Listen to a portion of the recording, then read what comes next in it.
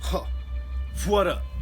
If you don't know the face and you don't know the place, it's Boom Shasta coming at you live right here from the lab. And if you already watching, then you know you watching Creators Weekly featuring me, Boom Shasta. We gonna be talking about some business, so y'all can ask me whatever you want, cause we about to be about it. But most importantly, we talking about some wrestling. All right, well here it is, y'all. It's Boom Shasta coming at you live right here on Creators Weekly with my girl Jess, aka Wildflower, the one and only. And just wanted to come through and let you know what's going on with me. Been trying to be an inspiring pro wrestler. You know, most people out there, most guys, most people in the business want to say that I'm not a wrestler, that I'm green, that I'm just this and that, whatever, but I'm working, I'm trying to get my shit together, I'm trying to get the skills in order so that I can obtain that title of being a pro wrestler. So I'm trying to get there. Probably other than hip hop, this is the only other thing that I've seen, like as far as a creative outlet, so much passion from you. And it's very refreshing to see. It's awesome to see because I have known you for so long. So thank you, I appreciate that. Absolutely. Yeah, there's and that's funny you say that because a lot of people out there, they don't know that I used to tangle, mix and mingle in the hip hop scene. Actually, I used to be a very human, enlightening, you know, person on that, you know, architectural field as far as, you know, verbal skills and talent. You know, every now and then I throw some tracks out there that you can see and check out, but definitely some other dudes out there. My boy Capital K, you know, he helped show me the way on that, so you can go ahead and check him out, you know, on all those social media things. Just giving a little shout out because shout out, he showed me, you know, how to get down on the hip hop, you know what I mean? So yeah, that was actually one of my first you know, passions. I think, you know, besides wrestling, wrestling was always, I feel, it once I felt it, you Wrestling know. was before hip hop? Yeah, wrestling was before hip hop actually, and that's what's crazy is I did hip hop before I did wrestling. Okay. And it's just one of those things where you just, you know, you fall into it, and you know, there's opportunities, or you meet people. Like I was saying, I met this, you know, this great dude named Contra. Different styles of elements that they would call it in the hip hop culture that I seem to fit into, and I seem to branch out into, and learn a lot. I think that, you know, taught me other ways in life. Like I said, it taught me a lot of verbal skills as far as talking, communication. Actually, you know, a lot of kids have trouble reading. I had trouble reading, you know, a lot, you know, back in the day, but, you know, music helped you? Music helped me because it was like, how you gonna know what you're saying if you don't know what you're saying? That is and so it forced cool. me to read more, and it forced me to understand words and spell, you know, better. So it actually taught me. Yeah, you have to learn how to use words. That makes so much sense. How are you gonna talk to somebody or tell a story, you know, verbally, or get somebody tangled into your story mentally if you don't know what you're saying? You know what I mean? That's cool. Yeah, that makes a lot of sense. So it taught me a lot.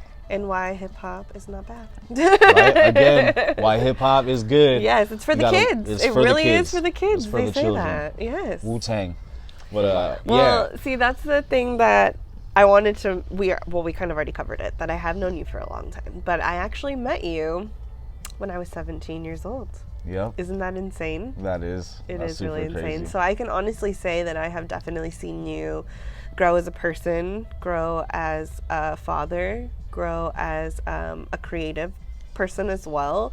And I honestly didn't know at the time that you were so into wrestling. Oh, yeah. And I think it's really cool to see that blossom at our age now, because it kind of reminds me and everyone else that you're never, not that we're old, I'm not going to say we're old, but you're never too old to do what you want to do and what you're really passionate about. And we have to remember to be, not that wrestling is childlike, but we have to remember the things that made us happy as children. Yeah.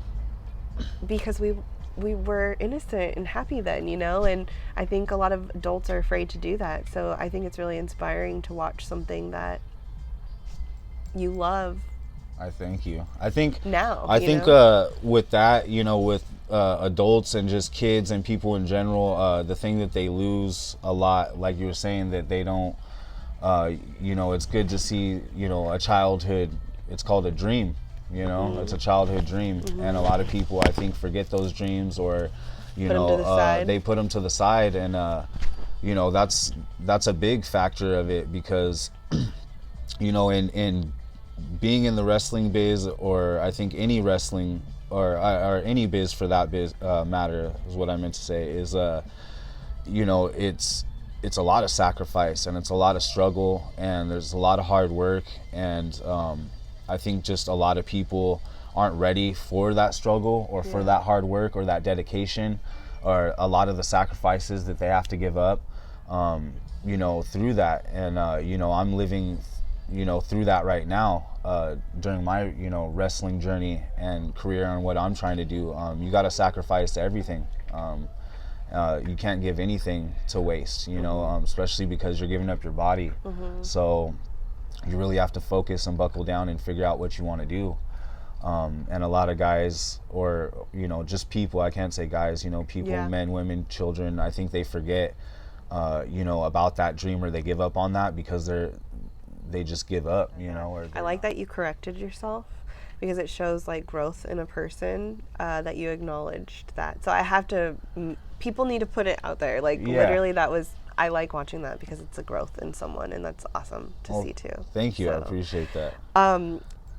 How old were you when you decided like you wanted to take wrestling a little bit more seriously, and it wasn't just going to be a side thing anymore, you were actually going to pursue it? That was, it comes up like a lot, but again, like now we have the platform, open conversation to talk about it. And, the first time it's, everybody's like, oh, when I was 8, when I was 7, and I don't want to keep that long drawn out story of that, because I had a longer journey after that. But I was about 10. I saw my first wrestling match on TV. It wasn't live.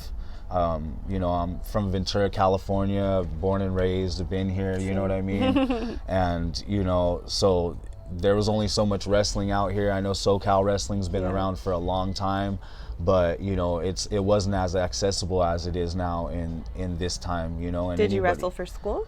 I didn't wrestle for school. I actually, so what happened was, I was 10 years old. It was like, I think it was a Sunday, or it was like, a heat from WWF, or, a Monday Night Raw. Oh, damn. Sunday I almost said Heat. Sunday Night Raw. Yeah. Oh, I know. I'm No, sorry. I watched wrestling. I don't love anything like that as much as I love singing, so I didn't put too much effort See, into and like learning those everybody things. had their dream and their thing going. I was the nerd in the room with my karaoke player, recording myself singing with this artist, and then putting it together, and like engineering in my room with a little karaoke machine. See, and I was the guy that would me. snatch the mic and start cutting a promo on Isn't you and that start crazy? and then we'd have to go to the couch and wrestle or some shit. See, and I'm so proud that you're doing what you love, and I'm still not. I lied. I am singing. I have my first show August 3rd at the Ventura Theater. Oh, there you go, August. I am not August a solo 3rd. artist at all. I'm actually singing backup for DNA, Hey, a local band. Well, So there shout you out to go. DNA. Thank you for entrusting me with a song, and I'm so excited to be a part of that. That is That's exciting. super So dope. Well, I y'all can- better be there. It's August 3rd, Ventura Theater. Shameless plug. Y'all better come and see her. And at that moment, it blew my mind. There was just something. There was something in there. It wasn't like I knew these guys were physical, but I knew they weren't friends. You know what I mean? And they were doing something that a lot of people couldn't do, and at the same time too, that wasn't just on TV. You couldn't just throw it on and see a bunch of dudes, wrestling and scrapping it out and jumping and flying through the ropes. And D'Lo Brown just had this persona that I liked and that I dug, especially because I grew up in a, like an all white, family for the most part. And so it was just me and then my younger sister at the time, and we were the only, black colored folk, you know, in People the house. of color, POC. And rep yeah, you know what I'm proudly. saying? Yeah, you know what I mean? Hello. And so I could really relate with that, you know, and you know, at the time you think there wasn't any positive hip hop really out here on the West Coast in the 90s that I was getting. You know what I mean? I've never been involved in anything, you know, on the, you know, gang side of stuff. I don't promote gangs. I don't think gangs are cool. I don't think, you know, they get you anywhere. And I'm willing to speak on that. You know, it's a problem, and I didn't want to get tangled in that. And you know, to me, I got a little bit, I feel, of like, you know, a taste of that too, to where I seen a guy on there, you know, who probably, you know, maybe grew up in a shitty part, maybe he didn't, I don't know, but that's the persona that people got. But he was in there doing his deal in the ring, and he was doing it well from what I thought. And from that moment on, I just followed wrestling, and I wanted to pursue it. And that's where I really, like, at that moment, that's where I decided I was going to be a wrestler. It wasn't, you know, when I was a teen or when I was, you know, later on in my life. It just took a long time to get there. I was gonna say, so that's the other thing is like, so okay, your journey took longer than expected. Yeah. You had to handle shit. You handled shit. That's something that I like to talk about too, is like, it doesn't matter how long the journey takes, like, as long as you were striving for that, you know, it's part of the process, it's part of the story. It's part of what makes you who you are. And I think everything happens in its own time, and I think everything happens for a reason. Right. So, and that's why, like, I truly think if you have a dream or you're gonna do something, you know, you just figure out what you're gonna do, what you want to do, and you just do it, you know. And that's, you know, part of the process of what took me so long is, like, you know, I was 10. I realized at 10 years old, I'm not going to get in the ring. You know what I mean? There's no way. Kids don't do that. They wrestle in the house or in the backyard or whatever. And so I knew I had to wait, you know, at least till I was an able adult. You know, and then... So you were smart about it. You knew, like, you had to at least reach 18 to start. Yeah, well, not even... He's all big, you know, already. Like, so you were sizing people up to know when you'd be ready. Maybe, you know, but I never, like, I never took anybody for, like, okay, I'm going to be like this guy or I'm going to be like that guy. I just figured, okay, there's a chance, you know, that around something might happen or whatever, you know. So I always look forward to that. So even at, like, 10, 11, 12, you know, bad grades or, you know, shit going on or whatever, I was always like, it's cool because that next year's coming around, I'm gonna get bigger, I'm gonna get, you're preparing whatever, for the future, you know, I'm hopefully I can do this and that. And then that's another thing that hit, you know, just through life and times and, you know, growth and development and everything with the body and everything changing, you know, and you know, just doing different things and making choices, you know, not saying that I didn't have choices like nobody else did, but, you know, I let, you know, life and things get a hold of me too much. And, you know, I had my own things to deal with. I had kids young, you know, so I had to deal with decisions on that, you know. You're going to pursue school or you're going to get a job, take care of the kids, you know, or what are you going to do for yourself and them? And that became a big factor in my life. You know, so again, that's why I think, like, people cut off dreams because responsibilities and you know, other things going on. And you know, at that point too, I also was like 300 pounds. So you know, there's a lot of guys, I give you props being a big man out there, being 300 pounds, 400 pounds, 500 pounds plus whatever. But if you hustle, you grind, you get in the ring, you work out, you do whatever it takes and you get it done, like, and ain't nobody can say how big you are or whatever, you know what I mean? And if that's what it is, that's what it is. So I'm not saying being a big guy is a problem or an issue. Well, I'm saying it was a problem and an issue for me. Like, I couldn't you know, bend over and tie my shoe for health reasons without breathing crazy. So how the fuck am I gonna lace up my boots and get in the damn ring and do half the stuff that these guys do if I can't get my stuff in order? So that was... Congratulations to you for making the choice to, like, be healthier, you know? Thank you. Because it's a fucking hard choice.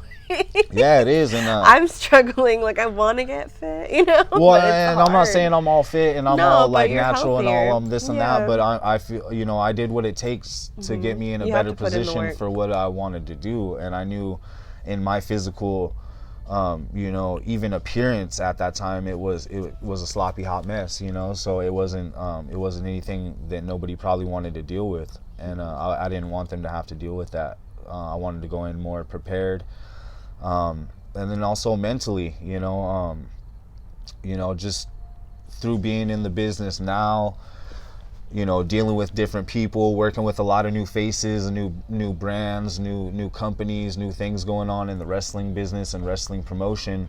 You know, you learn a lot and you see a lot of, you know, things how they are outside in reality in the real world, you know, with just feelings. We'll call them feelings. Has there been anything that and issues surprised you the most about what you thought about the wrestling world compared to what it is that you want to talk about?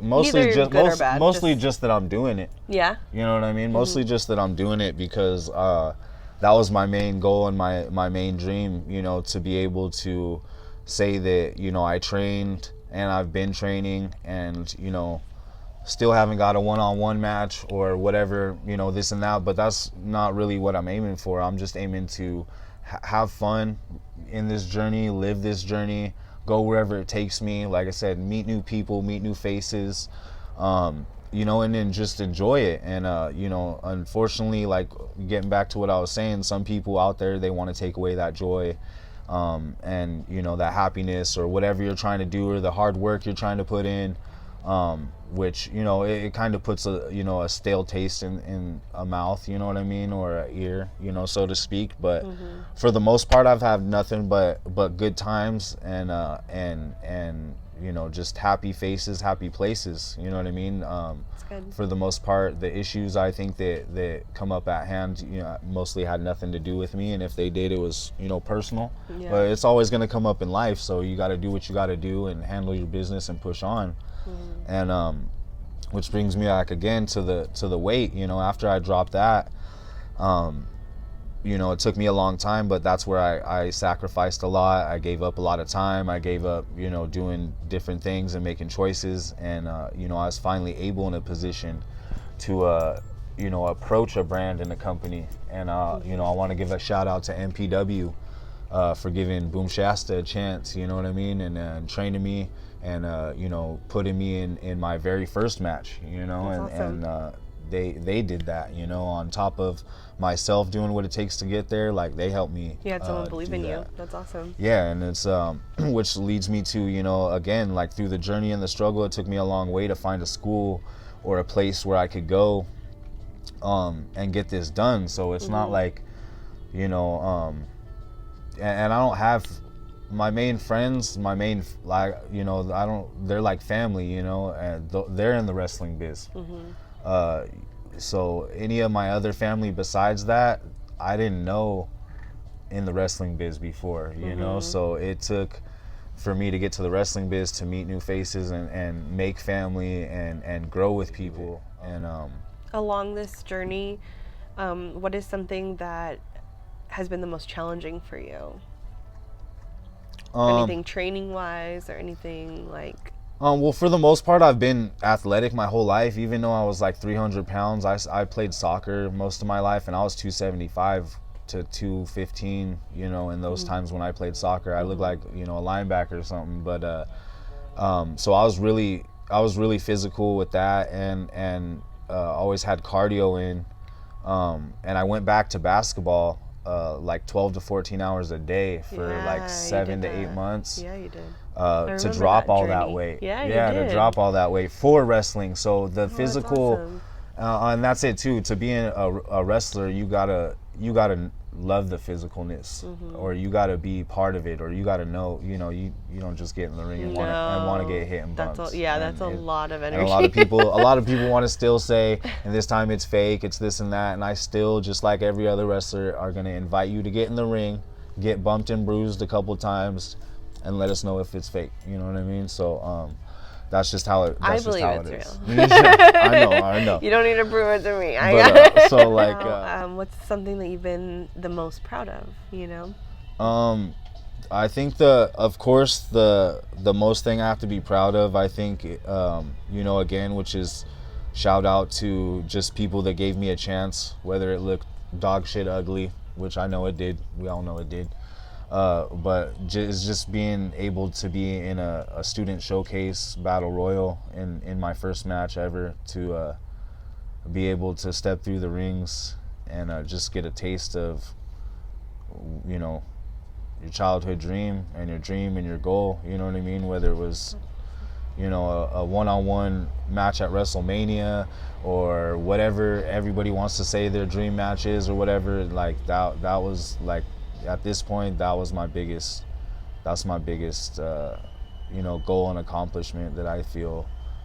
And like I said, the match wasn't anything special. You can watch it on YouTube, MPW, Plug you know what I mean? Student showcase, you know, goal list. That's awesome. But Well, now, I'm proud of you. thank you. That's great. I love you. And like, I just love that you really are getting to feel what it's like to have a community of people that know what that dream is like, because I think it's so important.